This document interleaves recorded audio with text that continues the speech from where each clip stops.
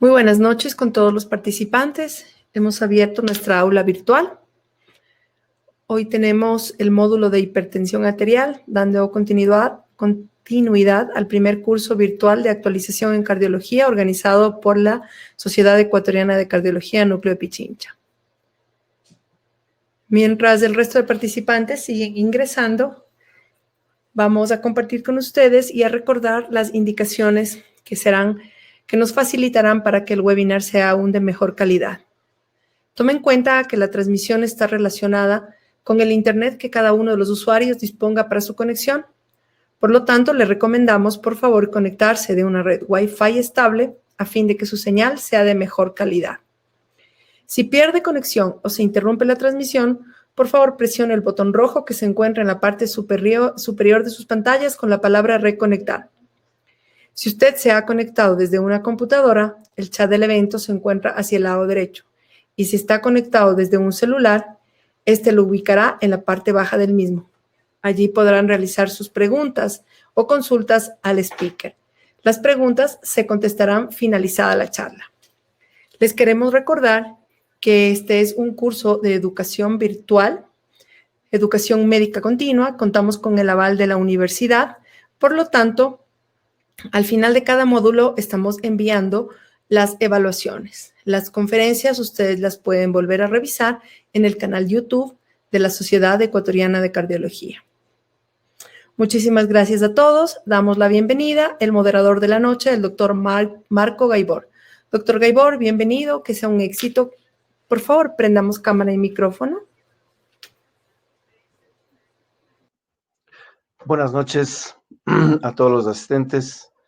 La Sociedad Ecuatoriana de Cardiología Núcleo de Pichincha les da la más cordial bienvenida a la charla de la hipertensión arterial a la insuficiencia cardíaca, que será dictada por el doctor Marlon Aguirre. El doctor Aguirre es especialista en cardiología, es subespecialista en ecocardiografía y terapia intensiva cardiológica en el Instituto Nacional de Cardiología Ignacio Chávez de la Ciudad de México, de la Universidad Nacional Autónoma de México.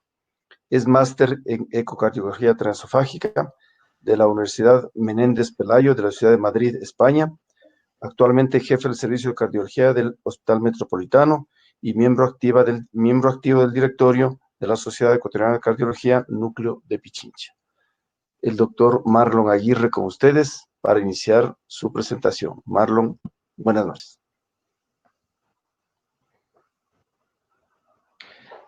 Muchas gracias, Marco, por tu presentación. Gracias a todos los participantes. Para mí es un honor estar con ustedes para tener una conversación, para tener esta presentación que nos vamos, estoy seguro, vamos a sacar todas conclusiones muy positivas en favor de nuestros pacientes. Este tema súper importante y de actualidad como es de la hipertensión arterial a la falla cardíaca, me ha tocado disertarla sin antes comentar que no tengo conflicto de intereses. Sin embargo, debemos de reconocer que la industria farmacéutica es de suprema importancia y colaboración con nuestra sociedad para el desarrollo de este primer curso virtual de actualización en cardiología, del cual me siento muy honrado ser participante del comité organizador. Con este pequeño preámbulo, quiero comenzar diciendo que la hipertensión arterial tiene tanta trascendencia a nivel mundial que considero que todas las sociedades internacionales de cardiología describen a diario sobre la hipertensión arterial. Se han generado sociedades, se han generado meetings, se ha generado el Día Internacional de la Hipertensión Arterial y debe ser por algo. La hipertensión arterial es una pandemia que lastimosamente no le tomamos tanta importancia, pero sí a un evento infeccioso como el que estamos viviendo actualmente. Pero si vemos en números, la Sociedad Interamericana de Cardiología en su última publicación de hace pocos días ya describe que a nivel mundial existe alrededor de 1.39 millones de personas con diagnóstico de hipertensión arterial. Es decir, el 31% de la población del planeta tiene hipertensión arterial, de los cuales el 31.5% de personas viven en los países de bajos o medianos ingresos, mientras que un 28.5% en los países de primer mundo. Y de estos, el 75% de la población vive en estos países de bajos recursos. Recordando que la conciencia o el saber que tiene hipertensión arterial y que tiene un buen tratamiento y un control adecuado, pues es muy pobre igualmente en los países de bajos o medianos ingresos económicos. Se describe que en los Estados Unidos existe aproximadamente unos 70 millones de personas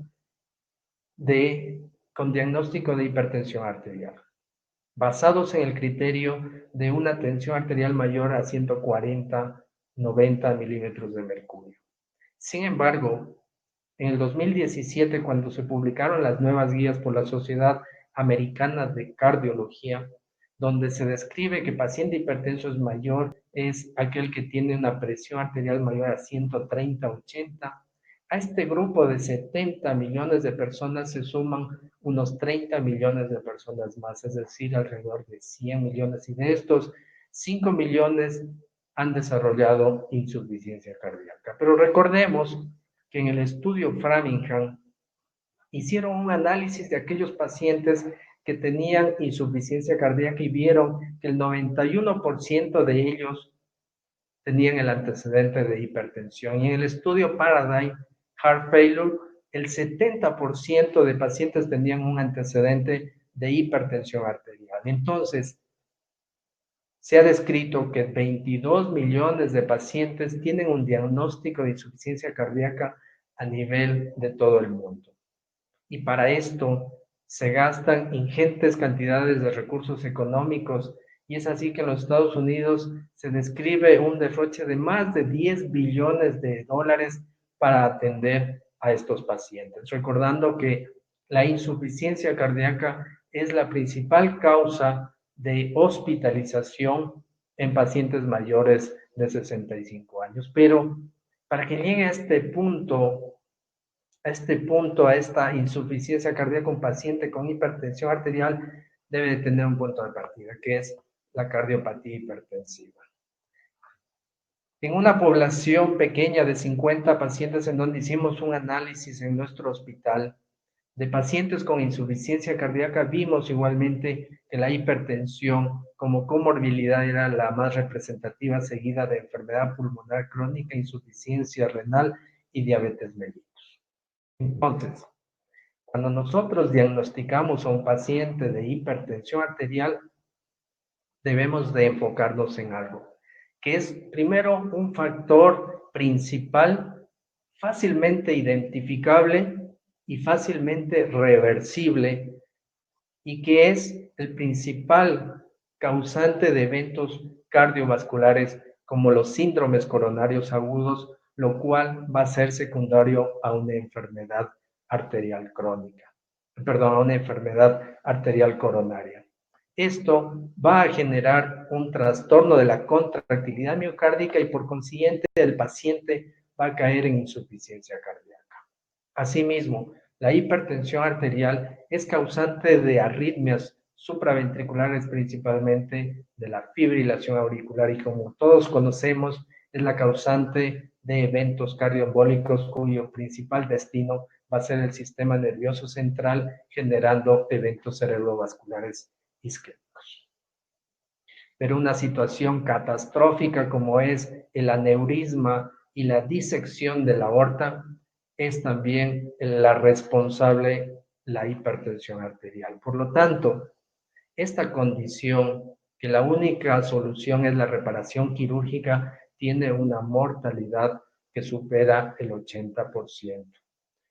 Si nosotros, los médicos, no solo los cardiólogos, sino toda la comunidad médica, tomáramos en cuenta que el hecho de identificar a un paciente con hipertensión arterial, podemos evitar toda esta catástrofe cardiovascular, creo que pondríamos muchísimo más empeño en controlar adecuadamente a nuestros pacientes. Ya se publicó en el 2019 en las guías de prevención cardiovascular por la Sociedad Americana y el Colegio Americano de Cardiología un metaanálisis que incluyó 61 estudios prospectivos, de los cuales se hizo el análisis y observó que aquellos que tenían más de 20 milímetros de mercurio por encima de las presiones normal sistólica y más de 10 milímetros de presión diastólica, se observó que ellos duplicaban el riesgo de mortalidad por stroke, por enfermedad cardíaca y por otras enfermedades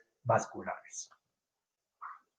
Entonces, para hacerlo un poco ameno a esta presentación, voy a presentarles este caso clínico, que se trata de una paciente femenina de 56 años de edad, con una preparación, vamos a decir, es arquitecta y empresaria, con historia familiar de hipertensión arterial y de eventos cerebrovasculares, como antecedentes personales, tabaquismo de 15 años de evolución, apnea obstructiva del sueño. Hace 21 años aproximadamente le diagnosticaron preeclampsia y también diagnóstico de hipertensión arterial tratada con enalapril, atenolol, y no declaró diabetes mellitus.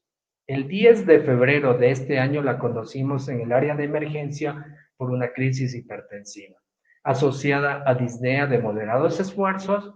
Sus signos vitales, la frecuencia cardíaca, la temperatura y su frecuencia respiratoria estaban normales. Su índice de masa corporal estaba aumentada, catalogándose una obesidad grado 1, y su perímetro abdominal superior a 88 centímetros de cintura. Su exploración precordial, los ruidos cardíacos rítmicos, el segundo ruido aórtico estaba reforzado y tenía un cuarto ruido constante. Existía una plétora yugular grado 1 y no existía edema periférico. Su electrocardiograma, que lo ven en la parte superior derecha, en ritmo sinusal con un intervalo PIR normal y con un trastorno de la repolarización en la región lateral alta. No apreciamos signos concluyentes de hipertrofia ventricular y su radiografía de tórax mostraba un reforzamiento de la trama broncovascular, probablemente secundaria a su tabaquismo crónico, y la silueta cardíaca no mostraba anormalidades. Su ecocardiograma, podemos identificar una hipertrofia ventricular concéntrica con una función ventricular normal del 60%, una disfunción diastólica de grado leve con una presión de la aurícula izquierda estimada de 19 milímetros de mercurio, y las válvulas cardíacas no mostraba anormalidades. Su laboratorio, una elevación de la hemoglobina, la glucosa dentro de parámetros, aunque su hemoglobina glicosilada estaba ligeramente aumentada. Su función renal era normal, su perfil de lípidos ligeramente aumentado, el colesterol LDL. El ácido úrico, asimismo, ligeramente aumentado. El ProBNP estaba por encima de 300 picogramos por decilitro y su examen de orina no mostraba microalbuminuria. La paciente, 48 horas después, fue dada de alta con una presión relativamente más estable a la que llegó y se fue con un tratamiento en base de perindopril amlodipino, bisoprolol, allopurinol, y en una consulta subsecuente iniciamos espironolactona porque aún manejaba presiones con hipertensión grado 1. Y le recomendamos que la paciente sea valorada por endocrinología. Entonces, ¿por qué? Porque sospechábamos un síndrome metabólico. Ahí hay unos 3 criterios que podrían ser diagnósticos. Sin embargo, no es el tema de esta presentación. Pero lo que sí podemos concluir es que la paciente tuvo una crisis hipertensiva, obesidad grado 1, y una hipertensión probablemente secundaria a su apnea obstructiva del sueño y también a otros factores de riesgo como su tabaquismo, su obesidad y demás, y su estrés y demás factores. Entonces, el punto que yo quiero hacerlo práctico en esta presentación es dejarles a ustedes, distinguido auditorio, dejarles estas preguntas. ¿La paciente tiene una cardiopatía hipertensiva? Si la tiene, ¿qué grado de cardiopatía hipertensiva? ¿Qué porcentaje de riesgo o evento cardiovascular reducimos al controlar la presión arterial? ¿Tiene insuficiencia cardíaca? ¿Qué tipo de insuficiencia cardíaca y cuál sería el tratamiento que podríamos darle a esta paciente? Podemos conversarlo al final en la ronda de preguntas y respuestas. Pero, ¿cómo es que una presión arterial aumentada puede generar una alteración a un corazón estructuralmente sano y posteriormente producir síntomas de falla cardíaca? Pues bueno, la cardiopatía hipertensiva es el punto, es el inicio del fin, es decir, es el inicio de la insuficiencia cardíaca. Y es así que empieza con una disfunción diastólica, posteriormente genera una hipertrofia ventricular y se complementa con la clínica de falla cardíaca. En el 2017, en el JACC, Franz Misserli publicó esta clasificación de la cardiopatía isquémica en la que divide en 4 grupos. El grado 1 con disfunción diastólica, el grado 2 con hipertrofia ventricular izquierda más disfunción diastólica, el grado 3 una hipertrofia ventricular izquierda más disfunción diastólica y ya existe falla cardíaca, es decir, congestión pulmonar, pero la fracción de expulsión está preservada. Y en el grado 4 existe una falla cardíaca con fracción de eyección reducida, más los 3 grupos que los he descrito anteriormente. Pero, ¿qué es esto de la disfunción diastólica? Lo podemos definir en tres formas. Desde el aspecto celular, desde el aspecto mecánico y desde el aspecto clínico. Desde el aspecto celular es el desacoplamiento de las proteínas troponina, miosina, por una disminución de la hidrolización del ATP, lo cual va a generar que el calcio no sea recapturado a nivel del retículo sarcoplásmico y esto va a generar un retardo en la expansión del sarcómero. Es decir, estoy hablando en diáspora. Esto se traduce en el aspecto mecánico con el aumento de las presiones de llenado intraventricular y clínicamente se va a presentar con un retardo en la relajación del ventrículo izquierdo y la disminución del llenado ventricular. Entonces, ¿cómo valoramos la disfunción diastólica? A través de ecocardiografía y con Doppler pulsado, nosotros vemos el llenado ventricular a nivel de las cúspides de la válvula mitral y tenemos una morfología, un espectro que se ha denominado la onda E y la onda A. La onda E que representa el llenado rápido del ventrículo y la onda A que representa la contracción de la aurícula izquierda. ¿No es cierto? Que si a este espectro lo relacionamos con la velocidad de desplazamiento del anillo mitral a través o determinado por Doppler tisular, tenemos una relación E mitral y E anillo, que esta es normal cuando tenemos un resultado menor a 8 puntos. Pero cuando obtenemos un resultado mayor a 15, estamos prácticamente en más del 90% de sensibilidad para determinar disfunción diastólica en ese paciente. Y si a esta lo multiplicamos, a esta relación la multiplicamos por 1.24 y la sumamos por 1.96, nos da la presión de la aurícula izquierda. Recordando que esta presión de la aurícula izquierda es normal entre 12 y 15 milímetros de mercurio. Pero la zona gris, la zona que nos pone en problemas, es aquella cuando tenemos una relación E-anillo entre 8 y 15. Entonces, ahí obtenemos otros parámetros ecocardiográficos como el flujo a nivel de venas pulmonares, la velocidad de propagación, la relajación isovolumétrica, el strain de la aurícula izquierda, y todo esto se va a traducir, si concluimos en disfunción diastólica, en el aumento del tamaño de la aurícula izquierda. Es decir, este aumento de presión de la aurícula izquierda va a generar la dilatación, que esta va a ser leve, moderada o severa. Es decir, no hay disfunción diastólica sin aumento de la presión, perdón, del volumen o del tamaño de la aurícula izquierda, aunque sea esta de grado leve. Entonces, en resumen, la disfunción diastólica, el primer paso de la cardiopatía hipertensiva. Pero vamos un poquito más allá.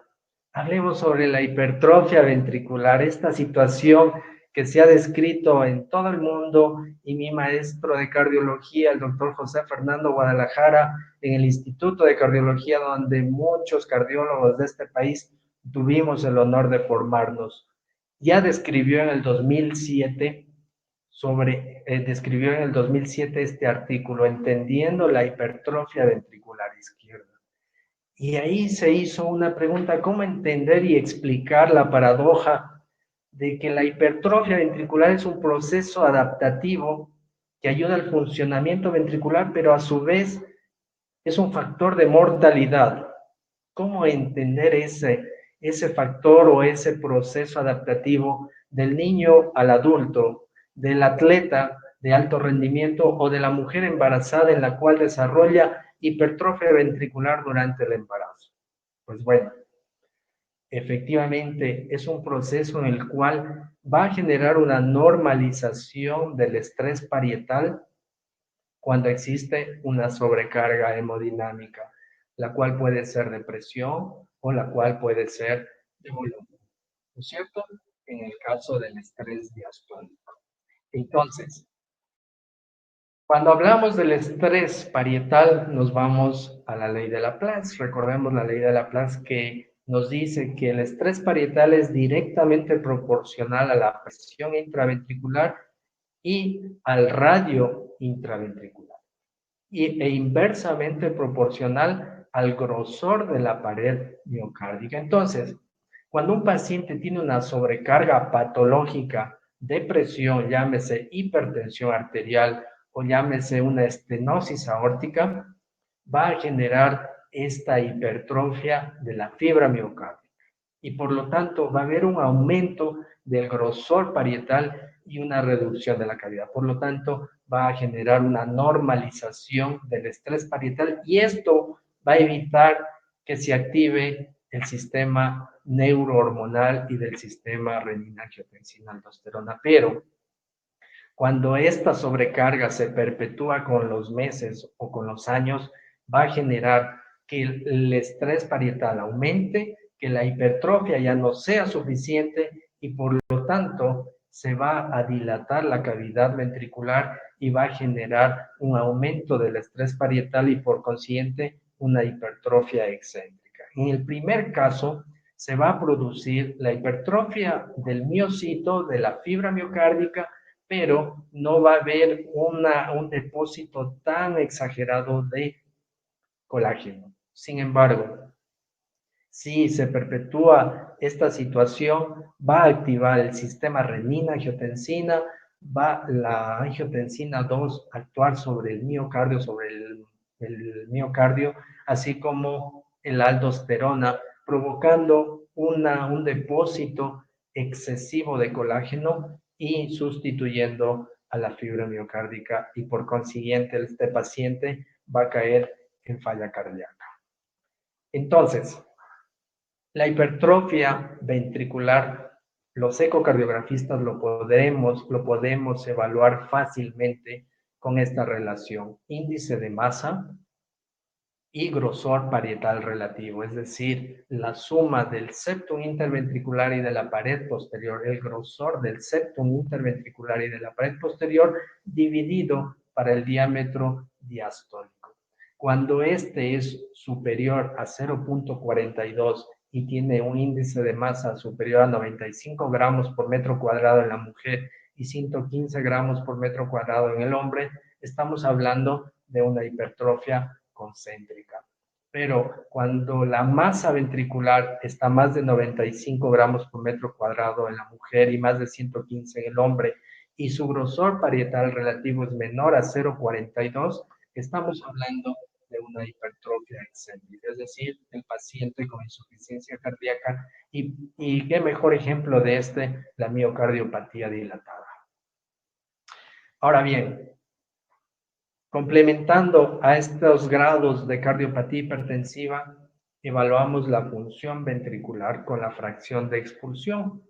Entonces sabemos que la insuficiencia cardíaca puede ser con fracción de expulsión preservada, en la cual la fracción es mayor del 50%, o aquellos con fracción de eyección reducida menor al 40%.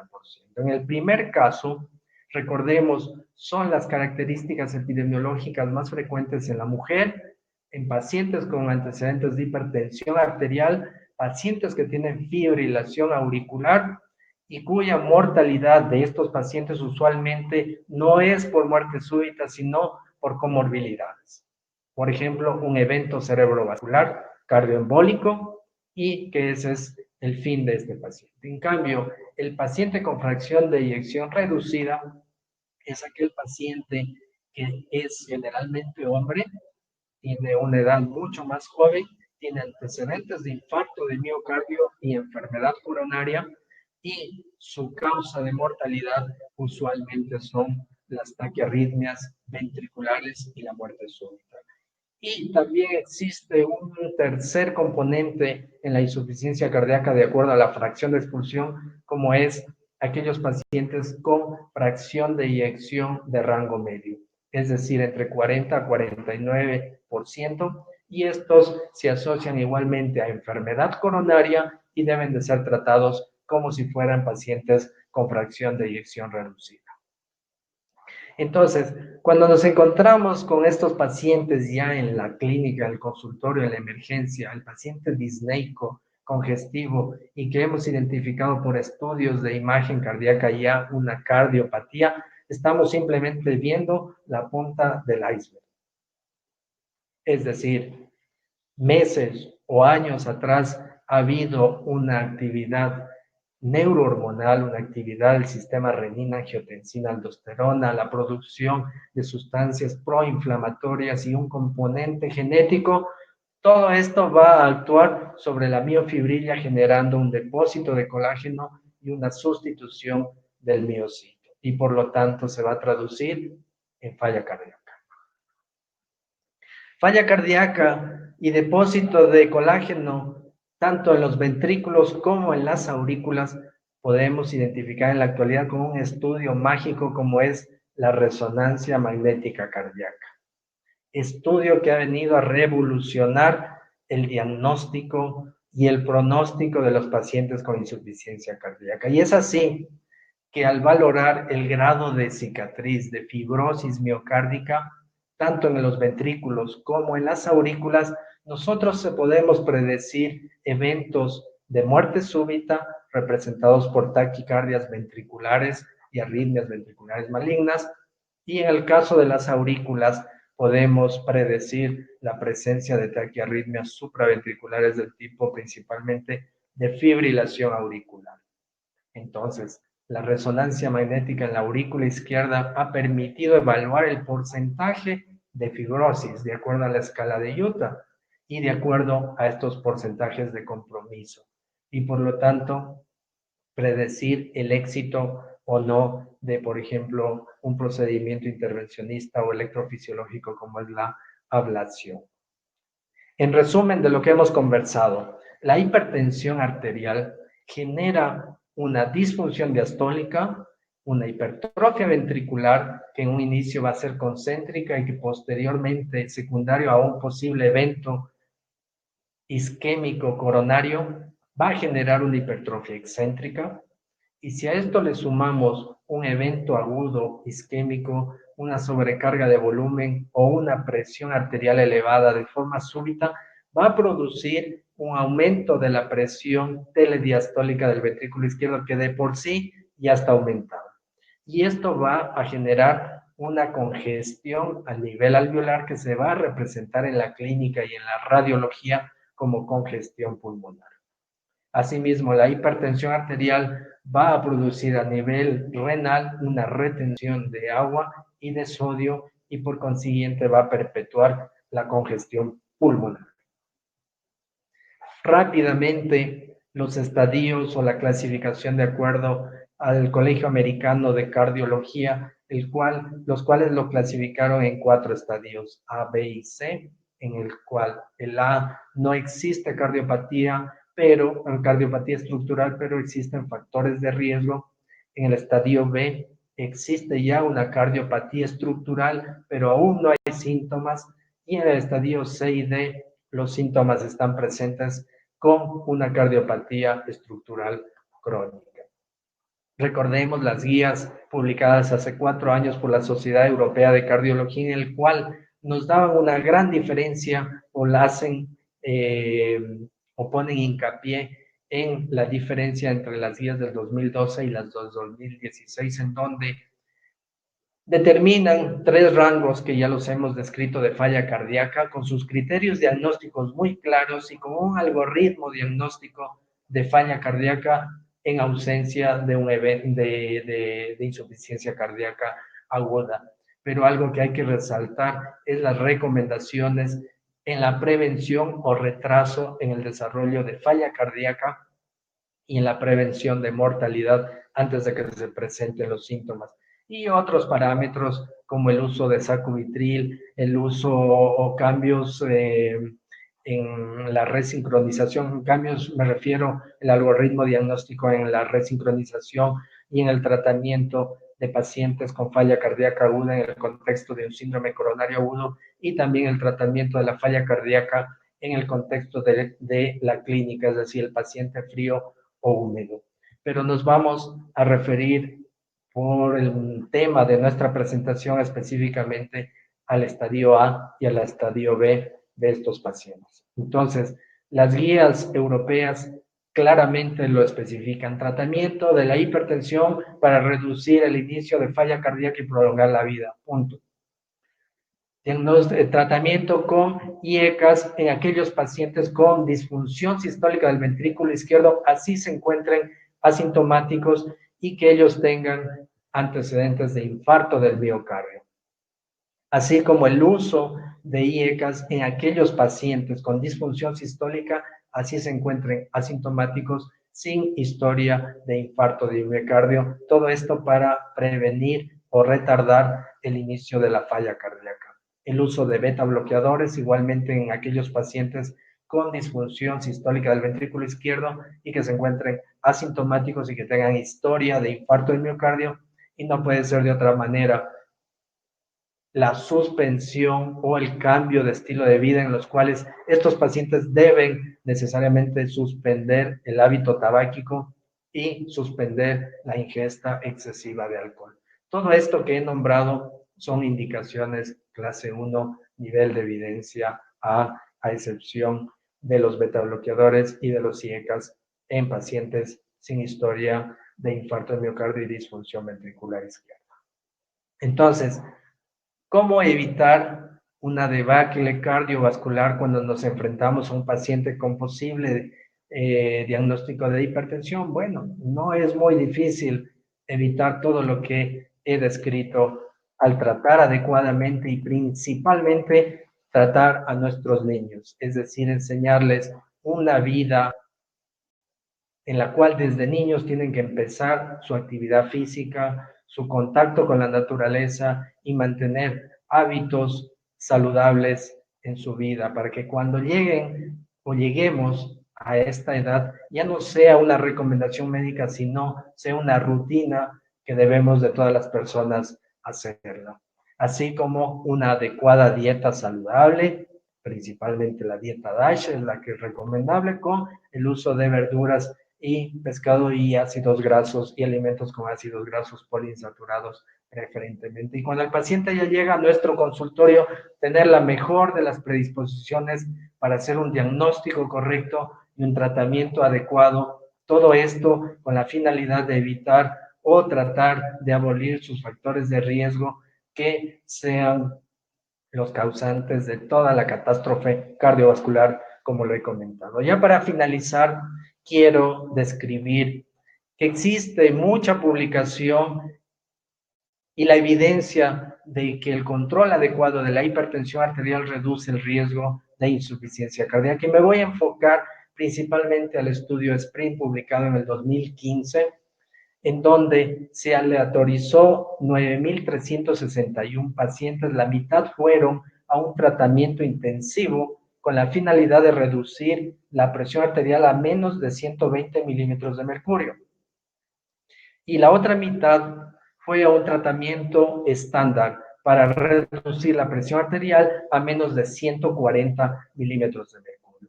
Los criterios diagnósticos fueron pacientes que tengan presiones entre 130 y menor a 180, que sean pacientes de alto riesgo cardiovascular y como criterio de exclusión fueron pacientes no diabéticos o que hayan tenido un antecedente de evento cerebrovascular. Entonces, se valoró el punto primario que fue muerte cardiovascular, infarto de miocardio, síndrome o cualquier otro síndrome coronario, stroke y desarrollo de insuficiencia cardíaca. El promedio de edad de estos pacientes fue de 68 años. 68 años y alrededor del 28% de estos pacientes tuvieron edades mayores a 75 años. Entonces, en la evolución de este estudio que fue en 3.26 años y que de hecho fue suspendido antes de haber, vamos a ir, antes de lo que se tenía previsto, todo esto se suspendió por observar los efectos benéficos del tratamiento intensivo en el control de la presión arterial y se observó ya en el primer año una disminución del punto primario, o mejor dicho, el punto primario se presentó en el tratamiento intensivo en 1.65% por año. En cambio, en el tratamiento estándar 2.19, esto estadísticamente significativo. Pero al evaluar, al analizar todo el contexto de este estudio, se observó una reducción del 43% de riesgo relativo en el tratamiento intensivo frente al tratamiento estándar para la reducción del punto primario. Pero un dato que es súper relevante y que es, que es el motivo de nuestra presentación fue el desarrollo de la falla cardíaca. Estadísticamente significativo se observó una reducción del 38% de riesgo relativo en aquellos pacientes que recibieron un tratamiento intensivo frente a aquellos que tenían solamente su tratamiento estándar. Por lo tanto, esto fue una conclusión importante en este estudio en que el manejo adecuado de la hipertensión disminuye el riesgo de insuficiencia cardíaca. Debemos también reconocer que en el tratamiento intensivo fue donde más se presentaron los eventos secundarios o no deseados, como la hipotensión arterial, el síncope, la bradicardia, el trastorno electrolítico y la falla renal aguda o la lesión renal.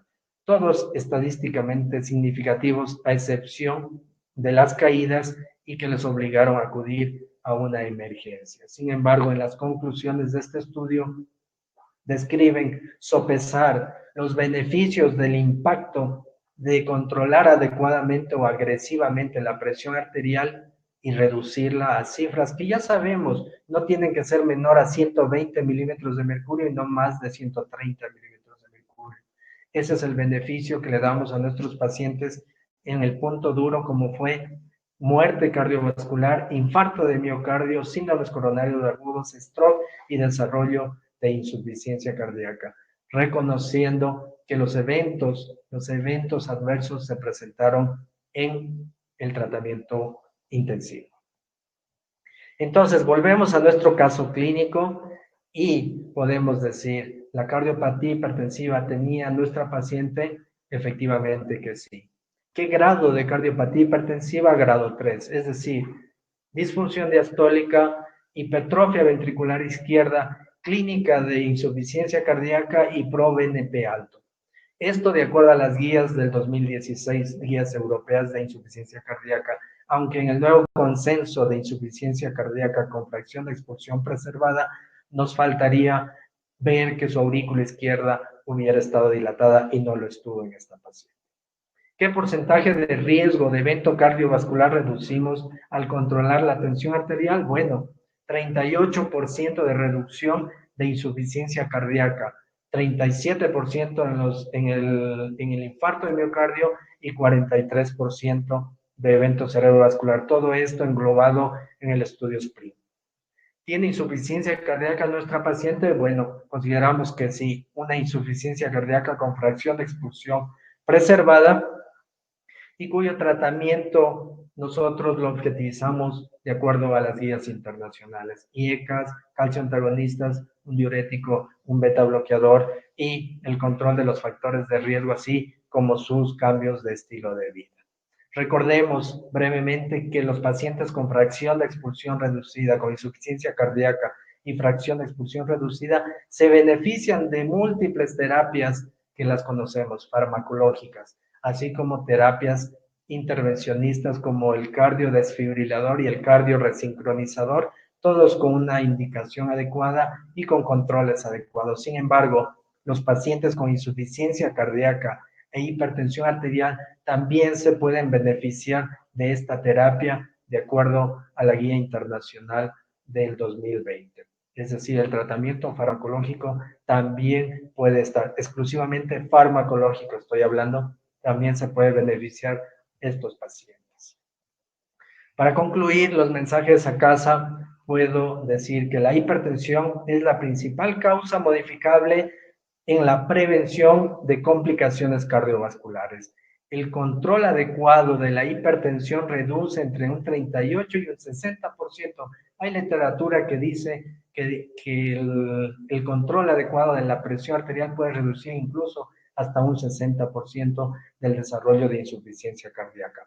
La cardiopatía hipertensiva es el inicio del desarrollo de la insuficiencia cardíaca en pacientes con hipertensión arterial, cuyo control adecuado de la tensión arterial generará una cardiorreparación y mejorará el pronóstico cardiovascular. Y por su atención, yo les quedo muy agradecidos. Cualquier comentario o pregunta estoy dispuesto a responder.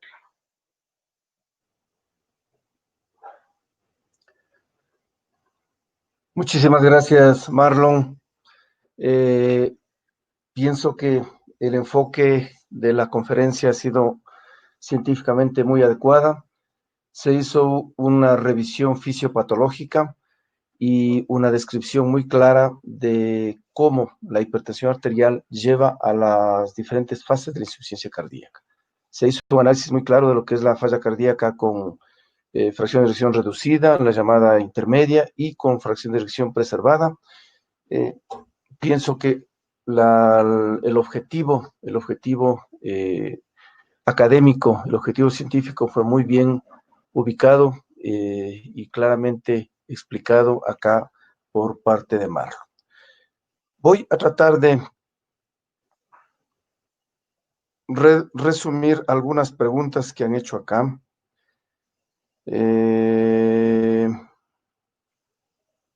Una colega nos pregunta en qué momento debe asociarse espironolactona.